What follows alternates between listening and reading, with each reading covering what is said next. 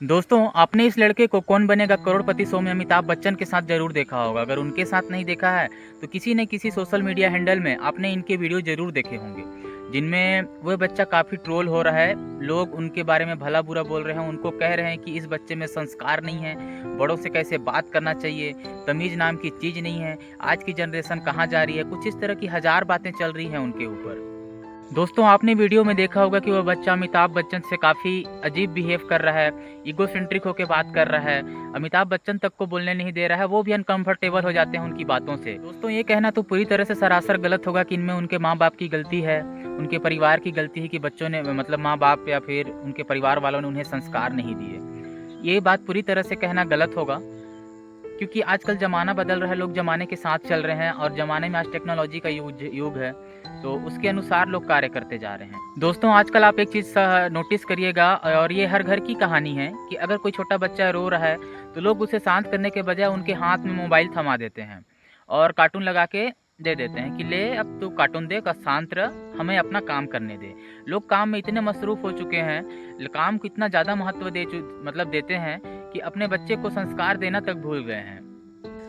मैंने तो कई ऐसे बच्चे देखे हैं जो मोबाइल के बिना खाना नहीं खाते हैं, मोबाइल के बिना 1 मिनट नहीं रह पाते हैं, मोबाइल के लिए इतना ज़िद करते हैं कि मतलब माता-पिता भी परेशान हो जाते हैं, उनको ये लगता है कि बच्चे मोबाइल के इतने आदी कैसे हो गए हैं।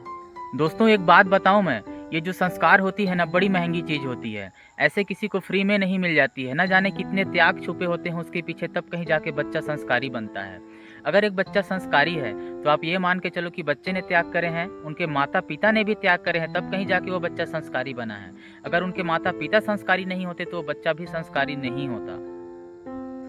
दोस्तों, जो पिता होता है ना, वो अपने बेटे को संस्कार सिखाने के लिए न जाने अपनी कितनी खुशियों का त्याग कर देता है और उन्हीं का परिणाम स्वरूप यह सिखाए हुए संस्कार का ये फल होता है कि जब वो बेटा बड़ा होता है, तो कुछ इस तरह का संस्कारी होता है कि वो अपने पिता का नाम ऊँचा करने के लिए न जाने कितने अच्छे काम कर जाता है और अपने पिता का नाम खराब ना हो, इसलिए न जाने वो भी कितनी सारी खुशियों का त्याग कर देता है। संस्कार ये होते हैं, संस्कार इतनी महँगी होती है, न जाने कितनी सारी चीज़ों का त्याग करना पड़ता है।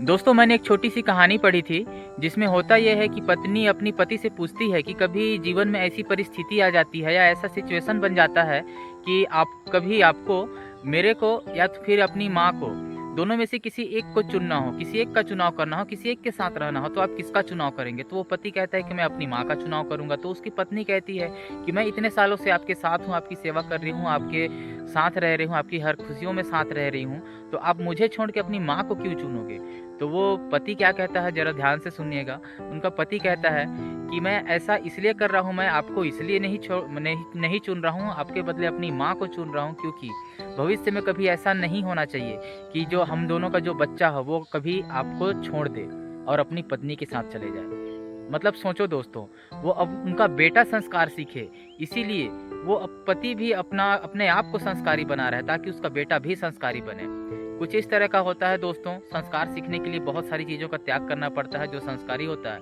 वो न जाने कितने सारी चीज़ों का त्याग करके उन चीज़ों को प्राप्त करता है।